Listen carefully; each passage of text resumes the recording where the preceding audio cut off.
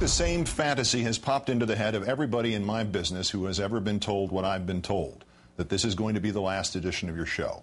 You go directly to the scene from the movie Network, complete with the pajamas and the raincoat, and you go off on an existential, otherworldly, verbal journey of unutterable profundity and vision. You damn the impediments and you insist upon the insurrections, and then you emit Peter Finch's guttural, resonant "so."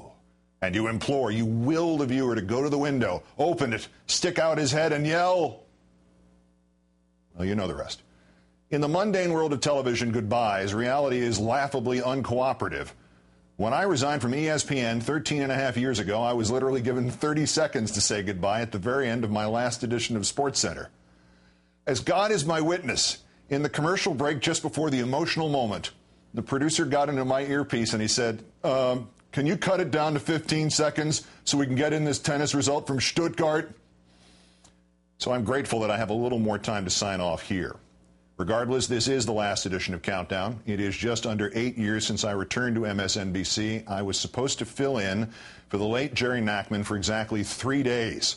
49 days later, there was a 4-year contract for me to return to this nightly 8 p.m. time slot, which I had fled 4 years earlier.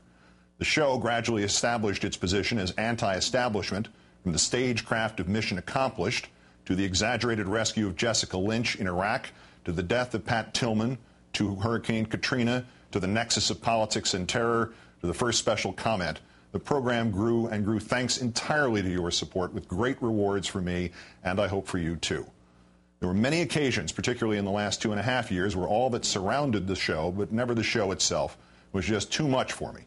But your support and loyalty, and if I may use the word insistence, ultimately required that I keep going.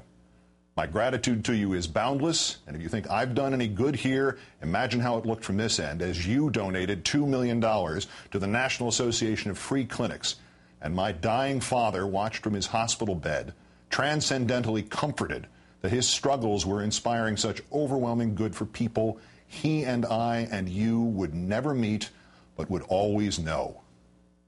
This may be the only television program wherein the host was much more in awe of the audience than vice versa. You will always be in my heart for that, and for the donations to the Cranick family in Tennessee and these victims of governmental heartlessness in Arizona, to say nothing of every letter and email and tweet and wave and handshake and online petition. Time ebbs here, and I want to close with one more Thurber story. It is still Friday. So let me thank my gifted staff here and just a few of the many people here who fought with me and for me.